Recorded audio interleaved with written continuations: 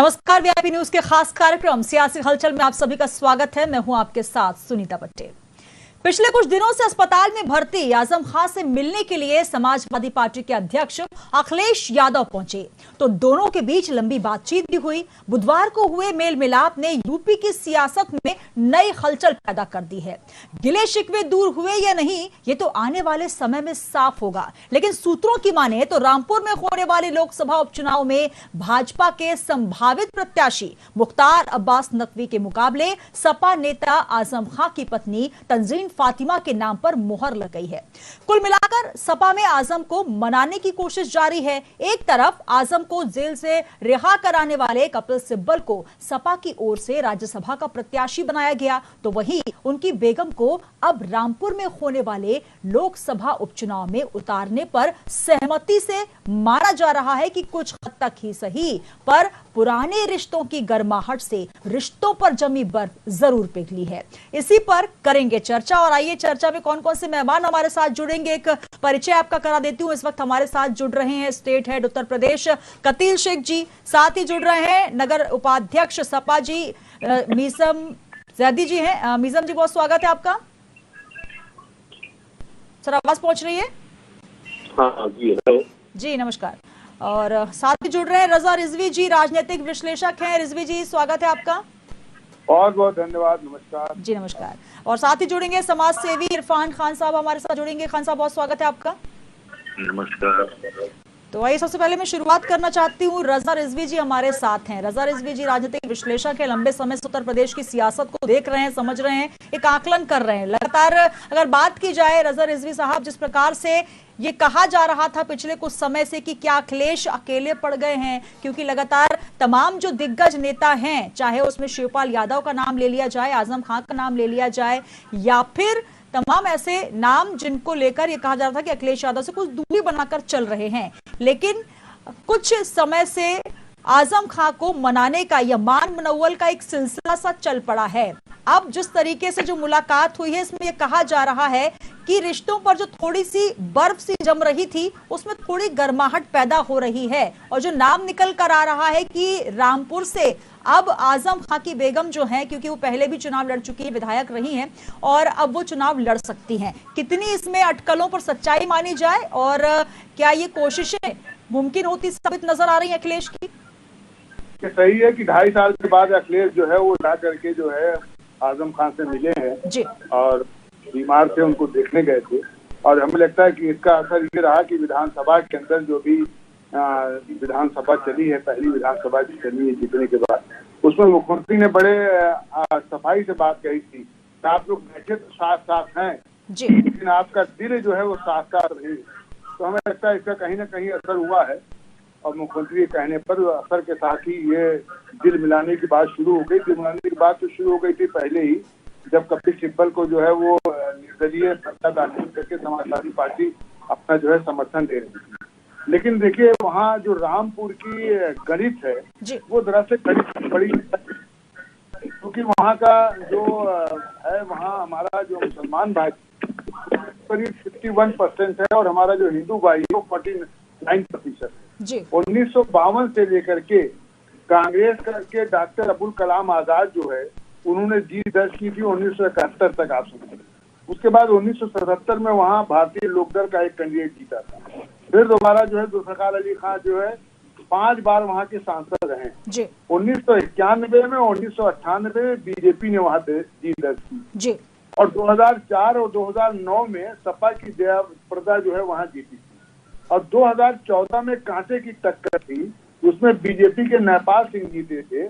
उनको जो वोट का प्रतिशत था वो 37.5% था, और सपा के नसीर अहमद खान चुनाव लड़े थे 2014 में, वो उनका वोट का प्रतिशत 35% था, और नेपाल सिंह जो है वो कुल 23,445 वोट से जीते थे।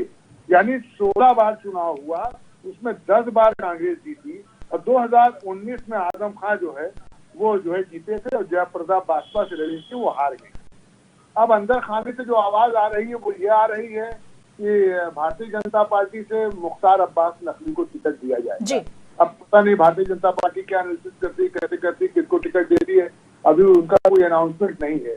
लेकिन जो समाजवादी पार्टी से खबर निकल के आई है कि तंजील फातिमा को जो है टिकट दे रहे हैं, तो ये बहुत सोची समझी समझदारी है समाजवादी पार्टी की, कि जाहिर सी बात है कि वहां जो है रामपुर के अंदर आजम खान को लोग चाहते हैं। वोट के मामले में अब वो गिरफ्तार हुए तो कोई मुसलमान नहीं निकला धरना प्रदर्शन करने के लिए, ये 500 निकल आते कि भाई जेल में क्यों हमारे नेता को डाले हो, हमारे एमपी को क्यों जेल में पकड़े हो, जबकि लोकसभा के वो एमपी थे 2019 में जी। कोई नहीं निकल के आया। लेकिन वोट के मामले में जो है वहाँ जो है वो आजम खान को लोग दे देते हैं वोट, और उनके बेटे को भी दे। तंजील फातिमा तो एमपी राज्यसभा रह भी चुकी हैं और बीच में एमपी राज्यसभा इस्तीफा देकर के वो एमएलए का चुनाव लड़ी थी और एमएलए का चुनाव जीती भी थी। तो मकसद कहने का ये है कि तंजील फातिमा को दे रहे हैं टिकट, तो जाहिर सी बात है कि समाजवादी पार्टी का कैंडिडेट समझिए वहाँ मजबूत होगा और वोट पाने में आसानी होगी। लेकिन अगर भारतीय जनता पार्टी वहाँ किसी हिंदू और बड़े लीडर को खड़ा करती है तो हमें लगता है कि वो एक अच्छी टक्कर देगा।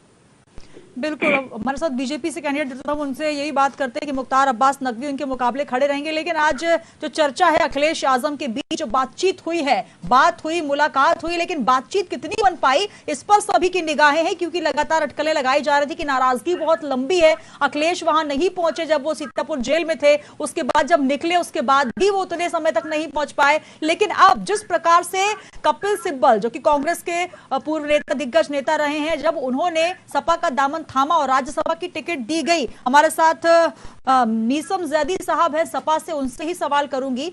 जैदी साहब, जिस प्रकार से अखिलेश यादव ने कपिल सिब्बल को टिकट दिया राज्यसभा भेजने का, अब क्या इसे रिटर्न गिफ्ट माना जाए कि उन्होंने मेल मुलाकात करवाई आजम खान साहब से अखिलेश यादव जी की, और अब जिस प्रकार से एक बड़ा दांव भी इसे माना जा रहा है राजनीतिक पैतरे, क्योंकि साम दाम दंड भेद सब कुछ अपनाना पड़ता है अगर पार्टी में तमाम जो चेहरे हैं उनको बनाए रखना है, और बीजेपी जैसी बड़ी पार्टी से अगर आपको लोहा लेना है या फिर सामना करना है तो कहीं ना कहीं आपस में मतभेद नजर नहीं आना चाहिए। तो यही वजह है कि लगातार अखिलेश एक के बाद एक कुछ राजनीतिक दांव चलते नजर आ रहे हैं। पहले कपिल सिब्बल को टिकट और उसके बाद अब तंजीम फातिमा। देखिए, मैं इस बात का खंडन करता हूं कि कपिल सिब्बल जी द्वारा मुलाकात कराई गई आदम खान जी की। आदम खान जी हमारे पार्टी के बड़े नेता हैं और हमारे पार्टी के अभिभावक भी हैं और इस पार्टी के जो है वो स्तंभ भी हैं और आधारशिला रखने वालों में से हैं। हमारी पार्टी के जो मुखिया थे माननीय मुलायम सिंह यादव जी, उनके बहुत ही पुराने और उनके प्रिय साथी भी रहे हैं और आदर्श है हमारी पार्टी के, लिहाजा मिलाने वाली बात का मैं उसमें खंडन करता हूँ। लेकिन साथ में मौजूद थे तो कहीं ना कहीं एक पुल की तरह देखा जा रहा है और काफी नजदीकी है दोनों से। आजम खान साहब से बात कर ली जाए, अखिलेश जी से।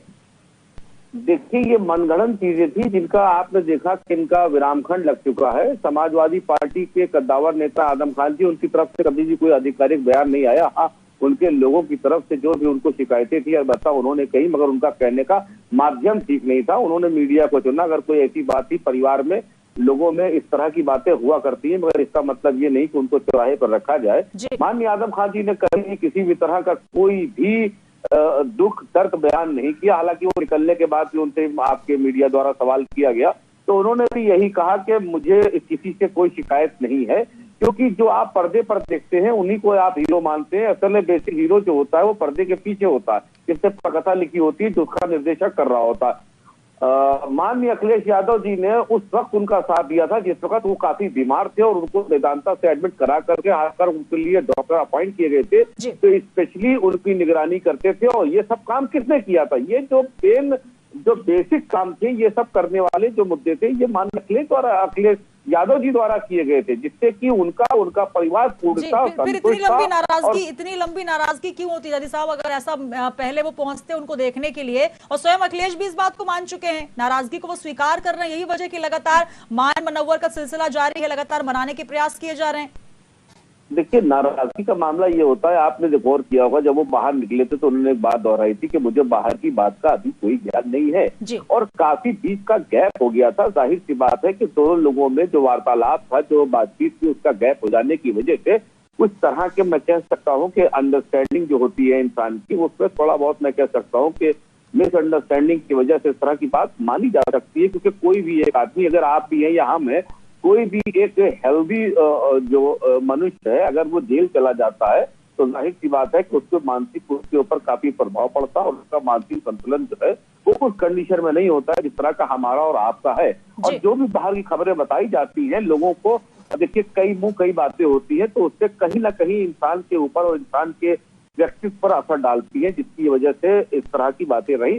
हालांकि निकलने के बाद आपने देखा कि जो जहां था वो वहीं पर है और जिस तरह से हमारा परिवार बना था, कुनबा बना है। और एक बात और मैं कहना चाहता हूं, जब भी आपने कहा भारतीय जनता पार्टी की लड़ने के लिए मजबूत कुछ नहीं होता। ये लोकतंत्र के अंदर कोई सदैव नहीं बन करके आया है, न कोई हमेशा के लिए मजबूत है। चुनाव होते रहते हैं, पार्टियां आती जाती रहती है। हमारी लड़ाई किसी पार्टी विशेष से नहीं है, हमारी पार्टी सांप्रदायिकता के खिलाफ है। हमारी पार्टी देश का और प्रदेश का विभाजन करने के खिलाफ है। हमारी पार्टी जो माहौल में जहर घोल रहे उनके खिलाफ है। हमारी जो पार्टी है वो सामंतवादी ताकतों के खिलाफ है। हमारी पार्टी किसी पार्टी विशेष के खिलाफ, किसी जी लेकिन ज़ादी साहब अभी सवाल तो यही है कि अंदर खाने जो जहर फैल रहा है, जो स्लो पॉइजन नजर आ रहा है, उसको पहले आप दूर करें। हमारे साथ कतील शेख भी जुड़े हुए स्टेट हेड है। कतील साहब, कितना इत्तेफाक रखते हैं आप ज़ादी साहब की बात से?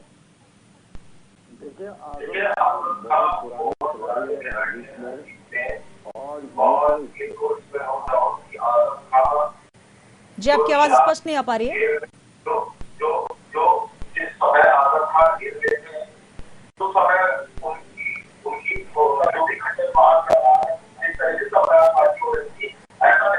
आजम खान की बिना जानकारी के हो रही हो। अब्दुल्ला आजम बाहर थे जी।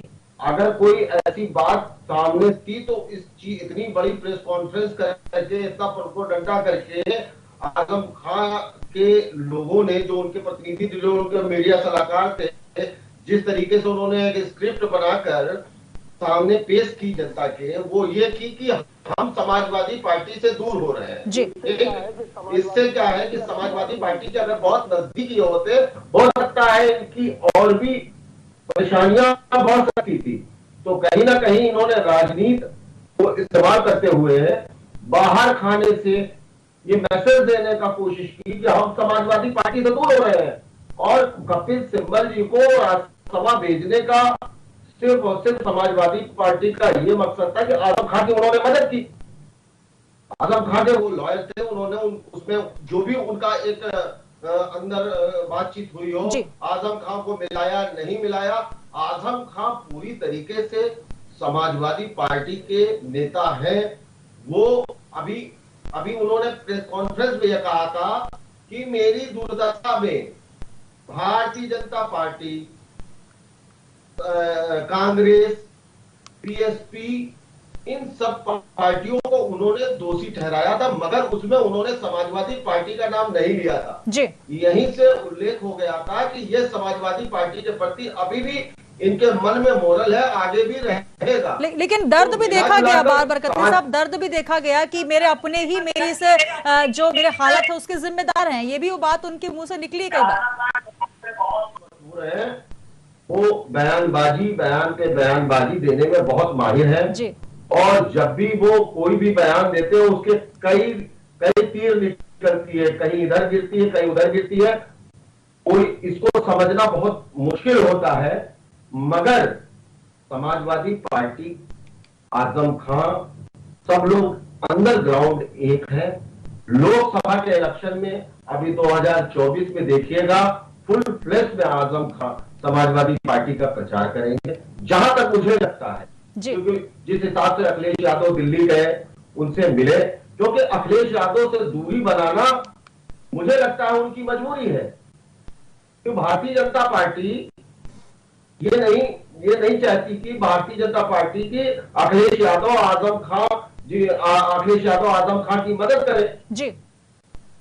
भाई देखिए, ये किसी पार्टी पक्ष की वजह से तो आजम खान जेल गए नहीं गए, ये तो उनका अपना पर्सनली विवाद है। बिल्कुल। मगर जो सामाजिक चीजें हैं, जिस तरीके से मुकदमे कायम हुए एक पर दो, जिन लोगों ने कराए उनके खुद के अपने लोग थे, जिनको उन्होंने अपने साथ बैठाए रखा। क्यों? कौन सी ऐसी विडंबना आ गई कि इनके अपने लोग ही इनके खिलाफ हो गए। रामपुर में अगर ये जीतते हैं जी, पूरे प्रदेश में मैं बता रहा हूं कि आजम खान अगर खड़े होते हैं तो मुझे नहीं लगता कि कोई मुस्लिम नेता बहुत मजबूती से इनके साथ खड़ा होगा। बिल्कुल, चलिए मैसेज तो ये है कि आजम खान मुसलमानों का काम ही नहीं करते। जी बिल्कुल, हमारे साथ इरफान साहब भी जुड़े हुए हैं, समाज सेवी हैं और उत्तर प्रदेश की सियासत को भी काफी नजदीक से वो भी समझते हैं। इरफान साहब, क्या कहेंगे जिस प्रकार की मुलाकात हो रही है, या फिर यूं कहें कि अब पहले जो कपिल सिब्बल हैं उनको राज्यसभा भेजना, उसके बाद अब आजम खान से मुलाकात करके जो नाम रामपुर उपचुनावों के लिए, लोकसभा उपचुनावों के लिए दिया जा रहा है तंजीम फातिमा का, उसके बाद कुल मिलाकर ये कहा जा रहा है, हालांकि एक नाम और निकल कर आ रहा है कि इस मुलाकात में शिवपाल यादव कहीं नजर नहीं आए, तो क्या उनको कोई झटका लगा है, या फिर जो नाराजगी वो देख पा रहे थे आजम खान, शिवपाल यादव, तमाम नाराजगी अखिलेश से, लेकिन इस मुलाकात का अब क्या मायने निकाला जाएगा जहां पर शिवपाल यादव नजर नहीं आ रहे? सबसे पहले तो मैं आप लोगों को धन्यवाद देता हूँ जी कि आप लोगों ने मुझे इनवाइट किया इस पे VIP पे। जी शुक्रिया। इसके लिए आपको भी बहुत बहुत धन्यवाद। इस पूरे प्रकरण में सिर्फ एक ही चीज मुझे दिखती है, जरूरत, जिसके लिए अखिलेश जी जाने जाते हैं। अगर कपिल सिब्बल जी ने उनकी बेल कराई तो कांग्रेस ने उनको राज्यसभा भेजने का प्रस्ताव दिया, लेकिन मेरा ये मानना है कि अखिलेश यादव के साथ आजम खान को अब नहीं जाना चाहिए, क्योंकि जो उत्पीड़न हुआ है, जितना वो परेशान हुए हैं 2.5 साल में, शायद एक बार ये बंदा जाके देख लेता या रिहाई होती, घर पे जाके मिल लेता, तब भी मुझे ठीक लगता जी। और सारे लोगों को ठीक लगता है ये। लेकिन हाँ, मुसलमान इसीलिए हुए हैं, इनको इस्तेमाल करिए, इनका वोट लीजिए, तो वो लोग काम अपना कर रहे हैं, डोरे डाल रहे हैं। वो इंडिपेंडेंट भी लड़ जाएंगे तब भी चुनाव जीत जाएंगे, वो खुद जीतते हैं, किसी पार्टी के दम पे नहीं जीतते हो। उनका अपना खुद इतना मामला अच्छा है, लोगों की मदद करते हैं, गरीबों की मदद करते हैं, लोगों की शादियां करवाते हैं, वो खुद अपने आप में स्टार हैं, जिसकी जरूरत होगी उनके पास जाएगा। नो डाउट वो बहुत ही अच्छे इंसान है, बट उनकी उस परेशानी में कोरोना हुआ, 2.5 साल जेल काटा, दुनिया भर के फालतू मुकदमे लड़े, एक बार इन्होंने आवाज नहीं उठाई। इनको बोलना चाहिए, प्रेस कॉन्फ्रेंस में बोलना चाहिए कि हमारे नेता को प्रताड़ित किया जा रहा है। और ये तो शिवपाल जी की देन है कि जो उनके ऊपर रहमो करम बना हुआ है, वो जाके सारी बातें बता के दिमाग से हर चीजों को हटाया गया उनके, तब उनकी बेल हुई है। उनको कतई इनके साथ नहीं जाना चाहिए, मेरा तो यही अपनी सोच है। बिल्कुल बिल्कुल। एक सवाल, एक यहाँ पर आपने जो सवाल खड़ा किया कि जरूरत, यहाँ पर मैं अगली जो मेरा सवाल रहेगा जैदी साहब आपसे रहेगा, क्या जरूरत के लिए रिश्तों का इस्तेमाल किया जा रहा है या जरूरत के लिए अखिलेश पहुंचे हैं? क्योंकि समाज सेवी हैं इरफान खान साहब, उनका एक नजरिया है, तो क्यों आखिर एक ही कुनबे में रहकर एक साथ जब आप हाथ मिलाकर मंच पर खड़े होते हैं और ये कहते हैं कि ये एक साथ मिलकर हम आगे बढ़ेंगे, लेकिन जब कदम आगे पीछे होते हैं या किसी के कदम डगमगाते नजर आते हैं या कोई आगे पीछे होता है, तो कहीं ना कहीं ताल से ताल नहीं मिल पाती और यही वजह कि सवाल उठने लगते हैं। क्या अखिलेश दबाव में है या जरूरत जो है बार बार लेकर जा रही है आजम खान तक? देखिए, इरफान खान जी की अपनी व्यक्तित्व राय है, व्यक्तिगत राय है, इसमें किसी पार्टी से इसका कोई लेना देना नहीं है। क्योंकि अब जो इन्होंने बात कही है, एक तो आजम खान जी के लिए इन्होंने बात कही है, तो उनके खिलाफ तो जाहिर सी बात है कि ना हम बोल सकते हैं और ना ही हमारी कोई पार्टी का नेता बोल सकता है। और दूसरी बात यह है कि जो इन्होंने ये बात कही किसी की जरूरत नहीं है, तो मुझे लगता है कि ऐसा नहीं होना चाहिए। एक दूसरे का हर आदमी पूरक होता है। जैसे समाजवादी पार्टी को इस वक्त आजम खान साहब की जरूरत है, वैसे आजम खान साहब जी को किसी पार्टी की जरूरत है, क्योंकि अगर ऐसा ना होता तो वो भी किसी न किसी पार्टी में, आदमी कोई भी कितना बड़ा भी कोई कद्दावर नेता देश का है, उसकी कोई न कोई अपनी पार्टी है। और पार्टी एक परिवार होती है और पार्टी को अलग नहीं देखना चाहिए, ये एक परिवार का हिस्सा होता है और एक दूसरे के पूरक होते हैं। यहाँ पर इसमें किसी जरूरत की कोई जबरदस्ती किसी को बांधा नहीं जाता है। आपकी मर्जी, आप किसी पार्टी में रहना हो रहे हैं, आपको नहीं रहना हो मत रहे। अगर ये कोई जबरदस्ती वाली बात है तो मुझे लगता है ये इस तरह की जो है वो निराधार बात है, इसका कोई वजह नहीं है ये बात करने की। क्योंकि आप बात के मीडिया ये चला रही थी कि इसने आदम खान को पार्टी में सकते हैं,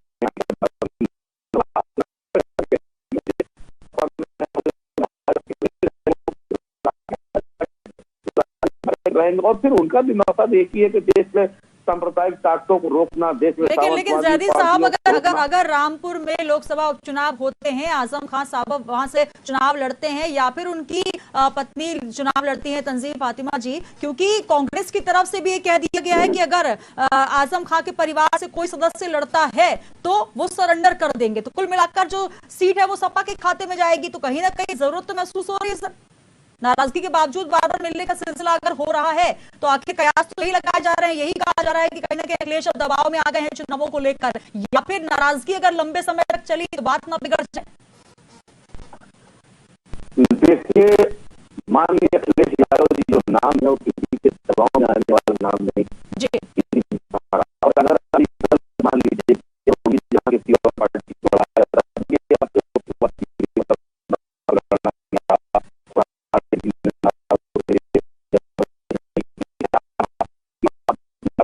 अंत नहीं है, एक बात इसके पीछे एक बात चलती रहती है। आप एक बात नहीं कर पाओगे, दूसरी बात वहां से स्टार्ट हो जाएगी। तो ये अपना अपना नजरिया है देखने का, अपनी अपनी विचारधारा है, देश आजाद है, लोकतंत्र में आप जो भी चाहे कहें, मगर एक मर्यादा में रह करके हम सम्मान करते हैं पार्टी के नेताओं का। हमारे राष्ट्रीय अध्यक्ष जी जो है वो किसी के दबाव में आकर फैसला नहीं करने वाले हैं, और आज हम विपक्ष में मजबूती से बैठे हैं और हम बैठेंगे और लड़ेंगे आगे लगाओ। इस लड़ाई को हम आजीवन लड़ेंगे जब तक कि हम हर इंसान, हर जाति, हर धर्म के लोगों को इंसाफ न दिलाते, सारे पूरे समाज के शोषित हिस्सों को इंसाफ न दिलाते। हम देश के अंदर एक भाईचारा और देश को उन्नति और देश को आगे बढ़ाने का कार्य कर रहे हैं और करते रहेंगे। तो हम सबका लड़ाई लड़ेंगे, लड़ाई किसी के लिए हम करने वाले नहीं। और रही बात ये कि जो बात कर रहे हमारी पार्टी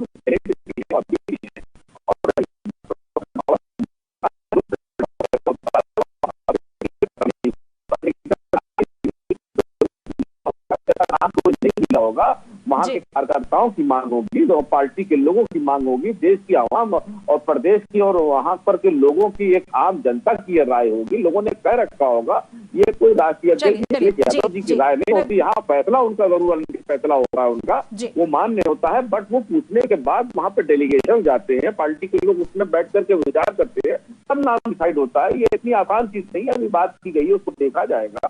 कोई किसी का नाम के प्रभाव में आ करके मैडम किसी को टिकट नहीं दिया जाता है।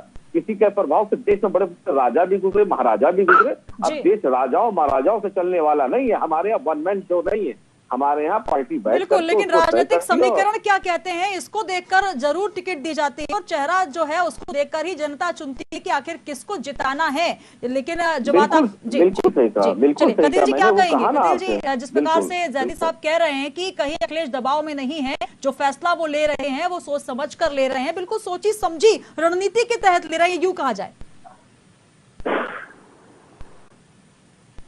जी कतिल जी।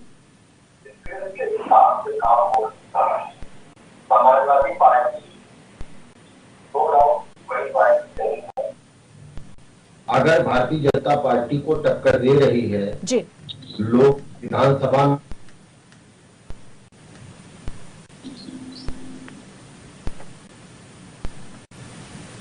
जी कतिल जी आपकी आवाज नहीं पहुंच पा रही है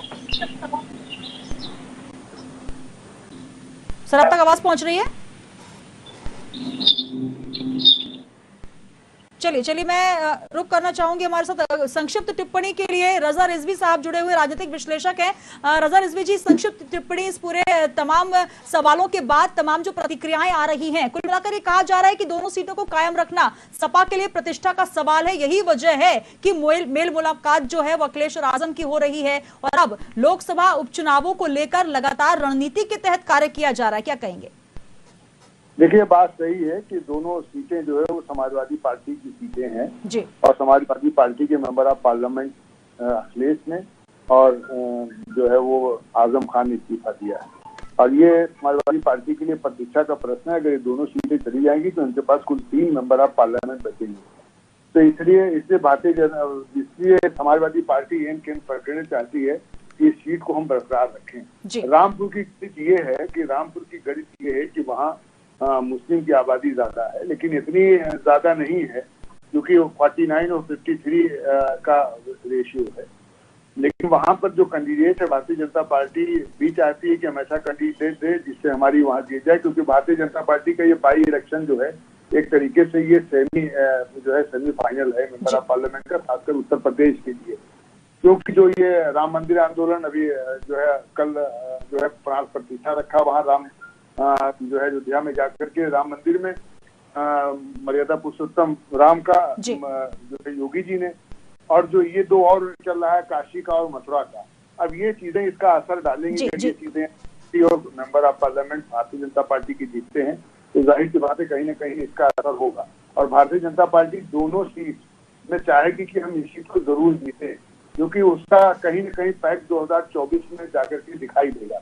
आजम खां उतने बड़े लीडर नहीं है, मैं कई बार कह चुका हूँ कि आपका जया प्रदा को हराने के लिए सब उन्होंने लेकिन सपा के लिए सीट बचाना बेहद जरूरी है। लीडर 2009 में जीती, जया प्रदा जीती, जया प्रदा के लिए कितना उसने किया। समाप्त कीजिएगा, रोकना चाहूंगी, समय की कमी है। बहुत जो विस्तार से आपने यहाँ पर वर्णन किया और तमाम चर्चा में जुड़ने के लिए आपका बहुत धन्यवाद। हमारे साथ रजा रिजवी जी जुड़े, राजनीतिक विश्लेषक, समाज सेवी इरफान खान साहब, आपका भी बहुत धन्यवाद। मीसा जैदी जी, आपका भी बहुत धन्यवाद। सपा से जुड़े कतिल शेख जी, आपका भी शुक्रिया, स्टेट हेड उत्तर प्रदेश। तो कुल मिलाकर जो मुलाकात हुई है, लगातार ये कहा जा रहा है कि अगर बार बार मुलाकात हो रही है तो बात जरूर बनेगी, और ये भी कहा जा रहा है कि जो अखिलेश यादव लगातार एक के बाद एक मान मनोवर का सिलसिला इसलिए भी कहा जाए क्योंकि जैसे ही जो एक नाराजगी देखी गई आजम खां की, उसके बाद अखिलेश यादव पहले उनसे मुलाकात करने पहुंचे, उसके बाद जब बात बनती नजर आई, सबसे पहले कपिल सिब्बल जिनको राज्यसभा का टिकट दिया गया, उसके बाद अब तंजीम फातिमा जो कि आजम खां की पत्नी है, पहले भी चुनाव लड़ चुकी है, उनको